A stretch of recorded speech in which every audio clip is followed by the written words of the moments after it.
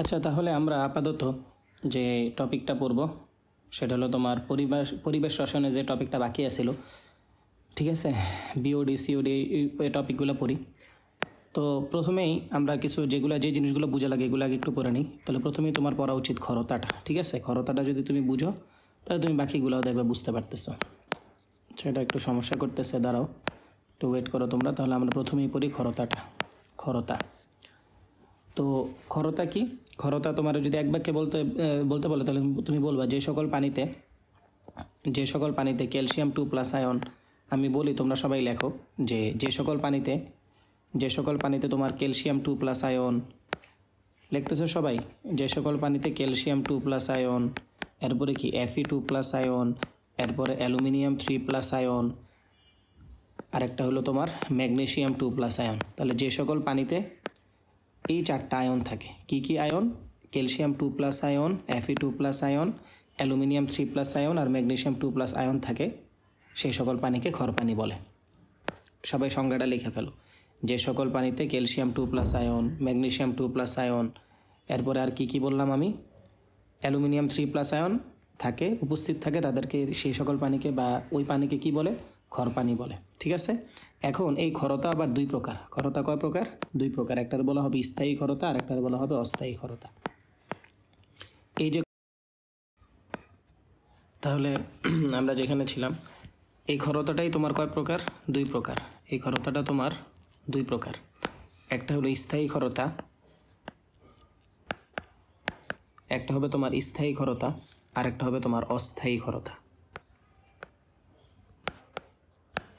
অস্থায়ী খরতা।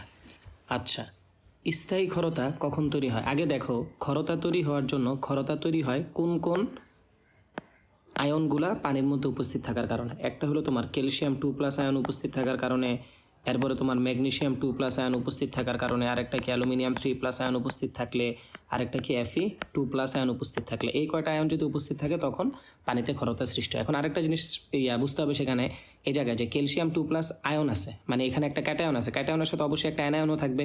তো ক্যালসিয়াম 2+ আয়নের সাথে যদি সালফেট আর ক্লোরাইড আয়ন থাকে, অথবা ম্যাগনেসিয়াম 2+ আয়ন, অ্যালুমিনিয়াম আয়রন, এদের সাথে যদি কোন আয়নটা থাকে, এদের সাথে যদি তোমার সালফেট SO4 2- সালফেট আর ক্লোরাইড আয়নটা থাকে, তখন ওই জায়গায় স্থায়ী খরতা সৃষ্টি হয়।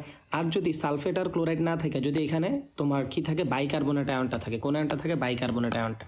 দেখো HCO3-, এই জায়গায় যদি তোমার বাইকার্বনেট আয়নটা থাকে তখন কি অস্থায়ী খরতা সৃষ্টি হয়। আশা করি তোমরা জিনিসটা বুঝতে পারছো। আচ্ছা দেখো, তার মানে আমি তোমার যে জিনিসটা বলতে চাচ্ছি সেটা হলো যে তোমার যদি এরকম হয় যে ক্যালসিয়াম সালফেট পানির মধ্যে আছে, তাহলে ওই পানির মধ্যে স্থায়ী খরতা সৃষ্টি হবে।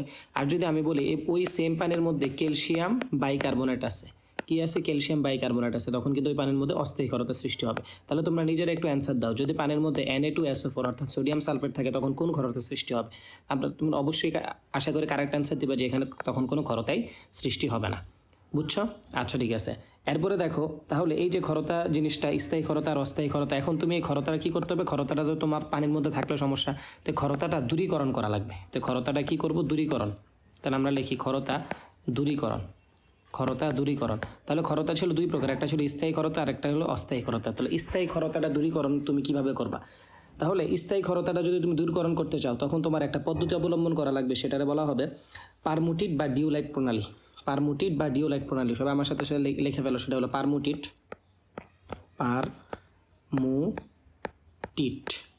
পারমুটিট বা এটারে কি বলা হয়? ডিওলাইট। পারমুটিট বা ডিওলাইট প্রণালী। পারমুটিট বা ডিওলাইট প্রণালী।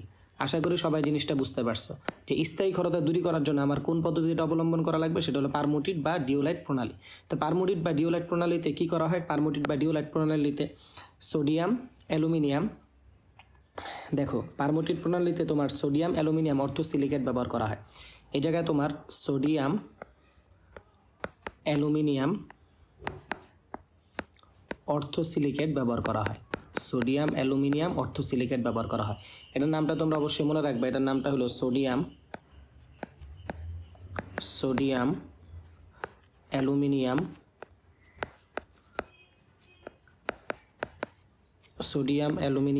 অর্থোসিলিকেট। সোডিয়াম অ্যালুমিনিয়াম অর্থোসিলিকেটটা ব্যবহার করা হয়। সবাইকে আমার কথাটা বুঝতে পারছো? তাহলে পারমুটিট বা ডিওলাইট প্রণালীতে কী করা হয়? সোডিয়াম অ্যালুমিনিয়াম বা অর্থোসিলিকেট ইয়াটা ব্যবহার করা হয়। তাহলে এই জায়গায় যে বিক্রিয়াটা, তুমি একটা বিক্রিয়া যদি আমি তোমাদের দেখাই, ধরো এই যে ক্যালসিয়াম, ধরো পানির মধ্যে ক্যালসিয়াম সালফেট আছে, পানির মধ্যে কি আছে? ক্যালসিয়াম সালফেট আছে। এই ক্যালসিয়াম সালফেটের সাথে তুমি পারমুটিট দিলা, পারমুটিট, তখন এই জায়গায় কী হবে? পারমুটিটের সাথে সোডিয়ামটা, আচ্ছা এই জায়গায় একটা জিনিস একটু ভুল হয়েছে, সেটা হলো তোমার ধরো তুমি ক্যালসিয়ামের সাথে কি দিলা? ক্যালসিয়াম সালফেটের সাথে তোমার সোডিয়াম পারমুটিট দিলা, সোডিয়াম পারমুটিট, মানে মূল কথা হলো এক বাক্যে যদি আমি বলি সোডিয়াম অ্যালুমিনিয়াম অর্থোসিলিকেট দিলা আর কি। তাহলে এই জিনিসটার আমি বললাম সোডিয়াম পারমুটিট দিলা। তুমি যখন সোডিয়াম পারমুটিট দিবা তখন এই জায়গায় ক্যালসিয়াম পারমুটিট উৎপন্ন হবে, ক্যালসিয়াম পারমুটিট, এই জায়গায় কি উৎপন্ন হবে? ক্যালসিয়াম পারমুটিট উৎপন্ন হবে, সাথে Na2SO4 সোডিয়াম সালফেট উৎপন্ন করো। এবারকার তোমরা আমার অ্যান্সার দাও, সোডিয়াম সালফেট কি পানিতে খর উৎপন্ন করে? অবশ্যই পানিকে খর, সোডিয়াম সালফেট কিন্তু পানিকে খর করে না। সোডিয়াম সালফেট কি পানিকে খর পানিতে পরিণত করে না? সোডিয়াম সালফেট কিন্তু পানিকে খর পানিতে পরিণত করে না। তাহলে দেখো আমি যদি এক্সাক্ট রিয়াকশনটা দিয়ে দেখাই তাহলে তোমাদের জন্য সুবিধা হবে।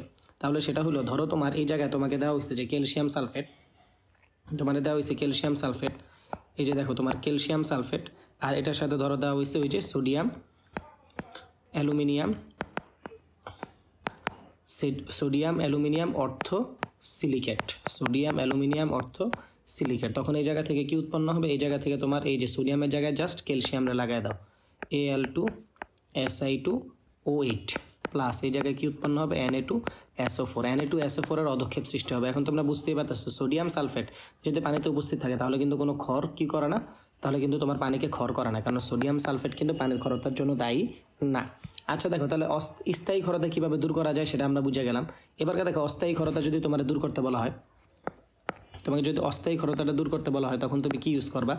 দেখো অস্থায়ী খরতা দূর করা খুবই ইজি। অস্থায়ী খরতা দূর করা হয় তাপ দেওয়ার মাধ্যমে। এটা দূরীকরণ কিভাবে করা হয়? দেখো অস্থায়ী খরতা দূরীকরণ, এটা কিভাবে দূরীকরণ করা হয় তোমাদের যদি জিজ্ঞেস করা হয় তো তুমি এক বাক্যে বলবা অস্থায়ী খরতা দূরীকরণ করা হয় তাপ দেওয়ার মাধ্যমে। অস্থায়ী খরতা দূরীকরণ করা হয় কিভাবে? তাপ দেওয়ার মাধ্যমে, তাপ দেওয়ার মাধ্যমে আমরা অস্থায়ী খরতা দূর করে থাকি। তো কিভাবে? ধরো তোমার এই যে ক্যালসিয়াম বাইকার্বনেট, তো ক্যালসিয়াম বাইকার্বনেটকে যদি তুমি তাপ দাও তখন এই জায়গা থেকে কি কি উৎপন্ন হবে? এই জায়গা থেকে তোমার ক্যালসিয়াম অক্সাইড উৎপন্ন হবে, প্লাস পানি উৎপন্ন হবে, প্লাস কি উৎপন্ন হবে? কার্বন ডাইঅক্সাইড উৎপন্ন হবে। কার্বন ডাইঅক্সাইড উড়ে যাবে, ক্যালসিয়াম অক্সাইডের অধক্ষেপ পড়বে, আর তুমি এই যে পিওর পানিটা পেয়ে যাবা। আশা করি তোমরা সবাই বুঝছো অস্থায়ী খরতা আর স্থায়ী খরতা কীভাবে দূর করা যায়, এবং এটা A to Z আশা করি তোমরা বুঝতে পারছো। ওকে, তাহলে এবারকে আসো তোমার, এবারকে আমরা যেটা বলবো সেটা হলো DO, ডিজলভ অক্সিজেন। DO বা ডিজলভ অক্সিজেন, হ্যাঁ DO এর ফুল মিনিং কি? DISSOLVE, dissolved oxygen. তো ডিজলভ অক্সিজেন পানিতে কি পরিমাণ থাকা লাগবে? আচ্ছা দেখো, পানির মধ্যে তোমার একটা জিনিস একটু মনে রাখা লাগবে, পানির মধ্যে কিন্তু মাছ থাকে। এখন মাছ কি পানির মধ্যে জীবিত থাকে? তো মাছও তো একটা প্রাণী, তো প্রাণীর জীবিত থাকার জন্য কি প্রয়োজন? অক্সিজেন প্রয়োজন। তাহলে মাছ ওই অক্সিজেনটা কই পায়? দেখো মাছ তো একটা নির্দিষ্ট সময় আসে, আইসা তোমার সকালে আসে, আইসা সে কী করে? কার্বন ডাইঅক্সাইড ছেড়ে দেয়। তোমাদের কাছে কি মনে হয় মাছ যে সকালবেলা দেখবা যে মাছগুলো সবাই পানির উপরে আইসা পড়ছে, তো ওরা পানির উপরে আইসা কি অক্সিজেন নেয় এরপরে সারাদিন ওই অক্সিজেন দিয়ে চলাচল করে, নাকি পানির ভিতরে অক্সিজেন থাকে? অবশ্যই পানির ভিতরেও অক্সিজেন থাকে। তো পানির ভিতরে অক্সিজেন দ্রবীভূত অবস্থায় থাকে, সেটারই বলা হয় কি? Dissolved oxygen. এখন পানির মধ্যে কি পরিমাণ অক্সিজেন আছে এটা কিন্তু গ্রাম এককে হিসাব করা হয় না, মিলিগ্রাম এককে হিসাব করা হয় না, মোলারিটি এককে হিসাব করা হয় না, এটা হিসাব করা হয় ppm এককে। পানির মধ্যে কি পরিমাণ অক্সিজেন আছে এটা কি এককে হিসাব করা হয়? এটা হিসাব করা হয় তোমার ppm এককে। আচ্ছা দেখো, এখন তোমার যে জিনিসটা বুঝতে হবে সেটা হলো যে ধরো এই যে পানি H2O, পানির মধ্যে কি থাকে? আমি বলছি পানির মধ্যেই অক্সিজেন থাকে। পানির মধ্যে কি থাকে? অক্সিজেন থাকে। পানির মধ্যে দ্রবীভূত অবস্থায় যে অক্সিজেনটা থাকে সেটারই বলে DO, ডিজলভ অক্সিজেন। বুঝছো? পানির মধ্যে যদি অক্সিজেন থাকে, পানির মধ্যে দ্রবীভূত অবস্থায় যে অক্সিজেনটা থাকে সেটারই কি বলা হয়? Dissolved oxygen. তো একটা কথা মনে রাখবা, কোনো পানির DO যত বেশি হবে, মানে ডিজলভ অক্সিজেন, কোনো পানির DO যত বেশি হবে ওই পানি তত বেশি পরিষ্কার। ওই পানি তত বেশি পরিষ্কার। ডিজলভ অক্সিজেন যত বেশি হবে ওই পানি তত বেশি পরিষ্কার হবে। ডিজলভ অক্সিজেন যত বেশি হবে ওই পানি তত বেশি পরিষ্কার হবে। তার মানে কি আমি এই জায়গা থেকে বলতে পারি কোনো পানিতে ডিজলভ অক্সিজেনের ভ্যালু যত বেশি হবে ওই পানিতে বজ্রের পরিমাণ তত কম হবে। আমি বলতে পারি না এই জায়গায় দেখো ডিজলভ অক্সিজেনের সাথে বজ্রের সম্পর্কটা ব্যস্তানুপাতিক, কেননা পানি ক্লিনের সাথে যেহেতু এটা সমানুপাতিক তাহলে বজ্রের সাথে এটা কী হবে, ব্যস্তানুপাতিক। তাহলে তুমি বলো তো যে বুড়িগঙ্গা নদীর পানিতে আমি কি বলতে পারি যে বুড়িগঙ্গা নদীর পানিতে যেহেতু প্রচুর পরিমাণে বজ্র আছে তাহলে ওইটার ডিও এটাতে কিন্তু আমি প্রায় কি ধরতে পারি, 0 ধরতে পারি। বুঝছো সবাই? ওকে, এবার আসো তোমার বিওডির ফুল মিনিংটা তোমরা অনেকেই ভুল করো। বিওডি কিন্তু তোমার বায়োলজিক্যাল অক্সিজেন ডিমান্ড না, এটা কিন্তু বায়োকেমিক্যাল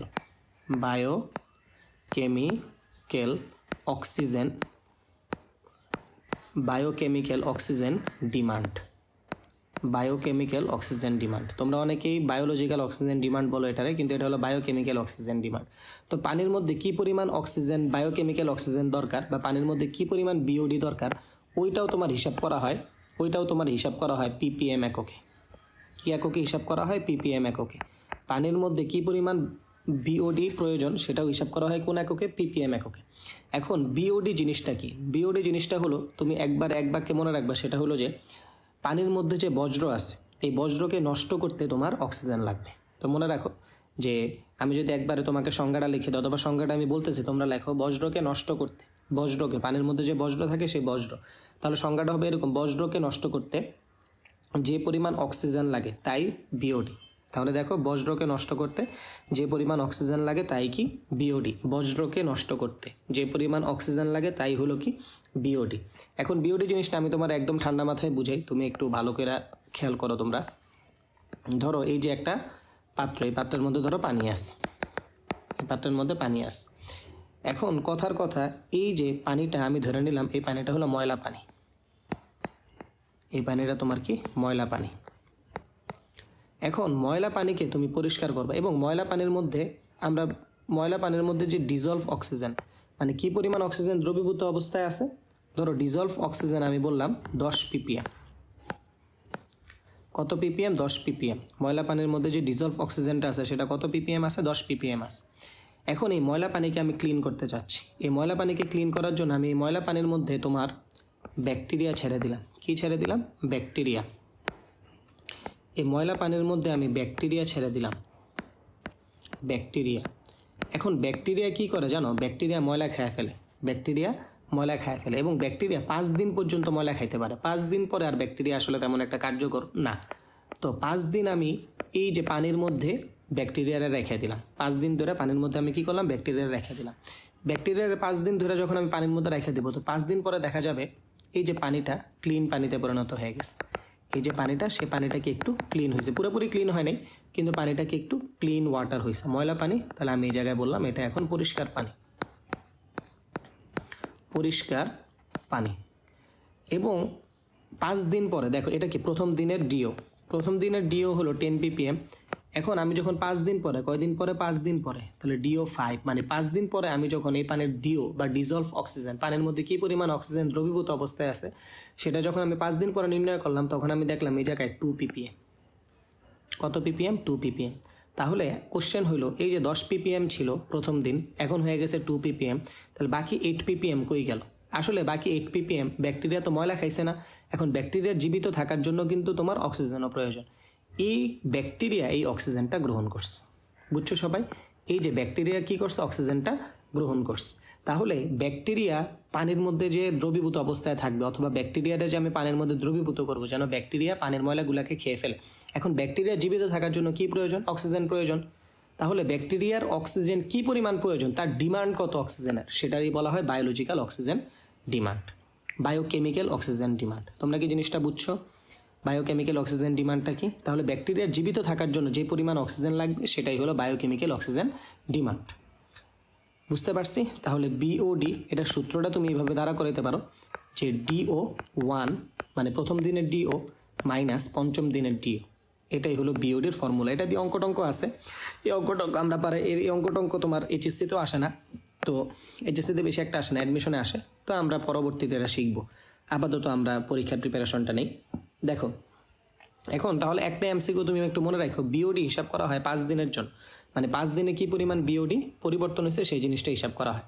এখন দেখো বজ্র বিক্রিয়াটা একটু দেখো, বজ্র, এই বজ্র আর পানির মধ্যে কি থাকে? অক্সিজেন থাকে। বজ্রও থাকে পানির মধ্যে, অক্সিজেনও থাকে। তো এই জায়গায় তুমি কারের ছেড়ে দাও, এই জায়গায় তুমি ব্যাকটেরিয়ারে ছেড়ে দাও। এই জায়গায় যখন তুমি ব্যাকটেরিয়ারে ছেড়ে দাও তখন ব্যাকটেরিয়া কি করে? বজ্র, মানে সে বজ্র খেয়ে ফেলে। কিন্তু ব্যাকটেরিয়ার জীবিত থাকার জন্য আবার কি অক্সিজেনও দরকার, তার অক্সিজেনটাই হলো বায়োকেমিক্যাল অক্সিজেন ডিমান্ড। এবং খায় সে কী করে? কিছু পরিমাণ কার্বন ডাইঅক্সাইড আর 1 অণু পানিতে ধরো সে পরিষ্কার করে ফেলছে। আশা করি জিনিসটা বুঝছো, ঠিক আছে? আচ্ছা দেখো এখন আরেকটা জিনিস তোমার একটু বুঝতে হবে, সেটা হলো যে দেখো যে পানি যত বেশি ময়লা ওই পানিতে তত বেশি বিওডি প্রয়োজন। এই কথাটা কি সবাই বুঝতে পারছো? আচ্ছা তোমরা আসলে লাইভে থাকলে ভালোই তো, হোয়াট এভার। ওকে, তাহলে তোমার একটা জিনিস একটু বুঝতে হবে যে পানির মধ্যে বজ্র যত বেশি, পানির মধ্যে বজ্র যত বেশি তত বেশি পরিমাণে ব্যাকটেরিয়া আমার লাগবে এই পানিটারে ক্লিন করার জন্য। পানির মধ্যে যত বেশি পরিমাণে বজ্র থাকবে তত বেশি পরিমাণে ব্যাকটেরিয়া আমার কি লাগবে? বজ্রটাকে কি করার জন্য? ক্লিন করার জন্য। তাহলে বজ্র যত বেশি হবে আমি বলতে পারি যে ওই জায়গায় বিওডির মানও তত বেশি হবে, কেননা যত বেশি ব্যাকটেরিয়া আমি এই জায়গায় দিব তত বেশি অক্সিজেনের ডিমান্ড বাড়বে, কেননা ব্যাকটেরিয়া তো অক্সিজেন ছাড়া বাঁচতে পারে না। তাহলে দেখো বিওডির ভ্যালু যত বেশি হবে, মানে বায়োকেমিক্যাল অক্সিজেন ডিমান্ড, এটা যত বেশি হবে, এটা বেশি মানে কি? বেশি পরিমাণে কি আছে? ব্যাকটেরিয়া আছে। আর ব্যাকটেরিয়া কি করে? ডিজলভস অক্সিজেন, মানে যে অক্সিজেনগুলো কি দ্রবীভূত অবস্থায় আছে ওই অক্সিজেনগুলোরে সে কী করে? ওই অক্সিজেনগুলো সে খেয়ে ফেলে। তাহলে কি আমি বলতে পারি এই জায়গায় বিওডি যত বেশি হবে ডিও তত কম হবে, মানে বিওডির সাথে ডিও সম্পর্কটা কি ব্যস্তানুপাতিক? এই জিনিসটা কি সবাই বুঝছি? ওকে, তাহলে বজ্র বিওডি ব্যস্তানুপাতিক 1/DO। এবার আসো সিওডি। সিওডি হলো কেমিক্যাল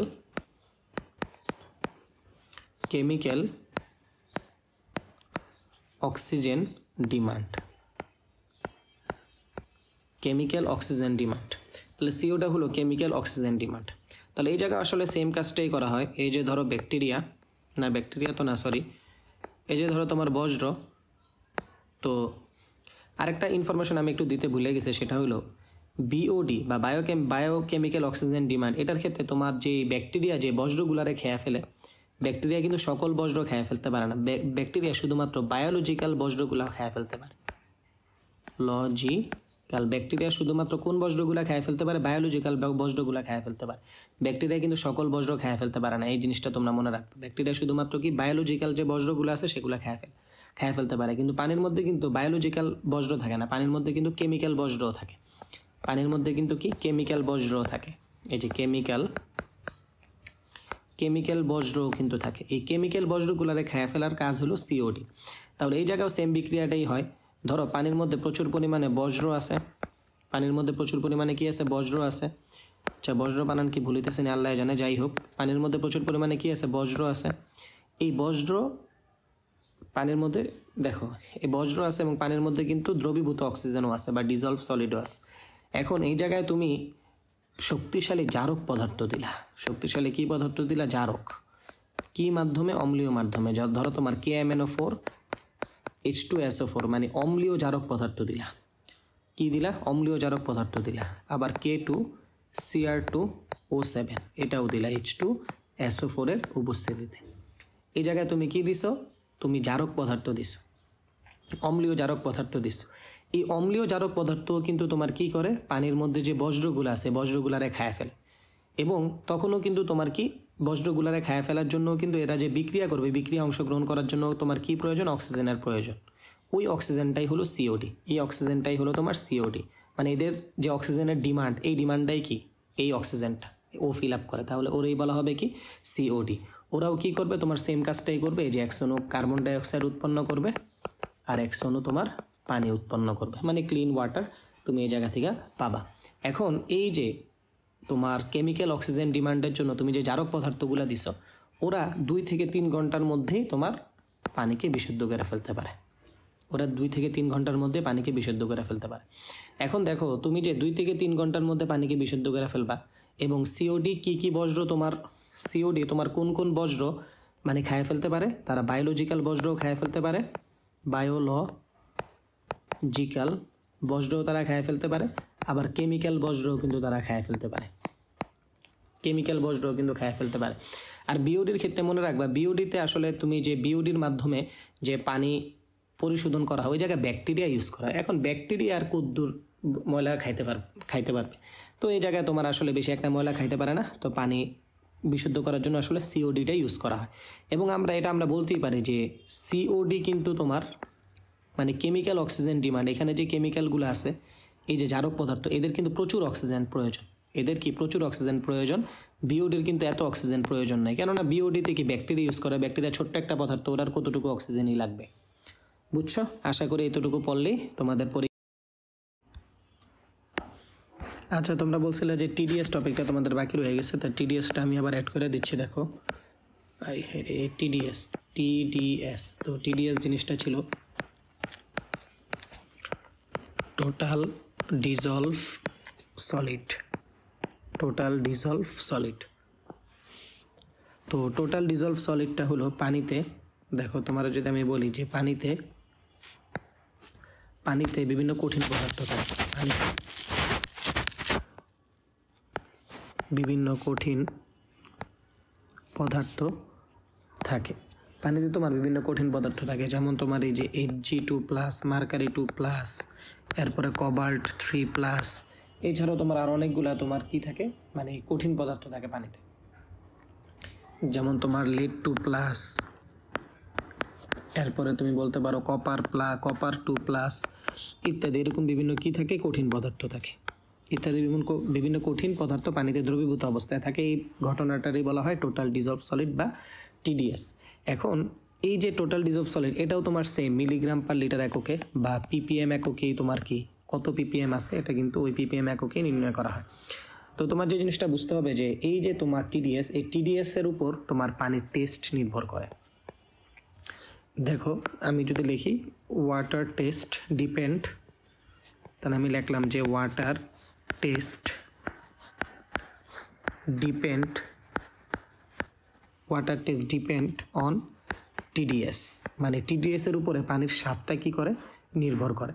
তো তুমি একটা কথা একটু মনে রাখো, টিডিএস যত বেশি হবে, টিডিএস বেশি মানে কি পানির মধ্যে কঠিন পদার্থের পরিমাণ বেশি, টিডিএস বেশি মানে পানির মধ্যে কঠিন পদার্থের পরিমাণ বেশি, পানির মধ্যে কঠিন পদার্থের পরিমাণ বেশি মানে ওই পানির স্বাদ কম, ওই পানির স্বাদটা কি কম পানির মধ্যে। আচ্ছা আমি একটু ভালো করে লিখি, পানির মধ্যে তোমার টিডিএস বেশি মানে ওই পানির স্বাদটা আসলে কি কম, তো টিডিএস যত কম হবে ওই পানির স্বাদ তত বেশি হবে। তো আমি গুগল রিসার্চ করে তোমাদের জন্য কয়েকটা ইনফরমেশন কালেক্ট করে আনছি, সেটা হলো তোমার এরকম যে প্রাণ কোম্পানি যে পানিটা বেচে ওনারা দাবি করছে যে ওনাদের যে পানি আছে ওই পানির মধ্যে যে টিডিএস, ওই টিডিএস 500 ppm এর কম, 500 ppm এর কম। এরপরে তোমার যে ছিল মাম পানির যে টিডিএস, ওই টিডিএসটা তোমার ছিল প্রায় 200 ppm এর কম, মানে 200 ppm এর মতো ওনাদের পানিতে টিডিএস আছে। এরপরে লাস্টে যে তোমার কিছুদিন আগে যে অ্যাকুয়াফিনা আর হলো তোমার যে কিনলে, এই যে দুইটা কোম্পানি আসলো, ওনারা দাবি করতেছে ওনাদের যে পানি ওই পানির টিডিএস নাকি 50 ppm এরও কম।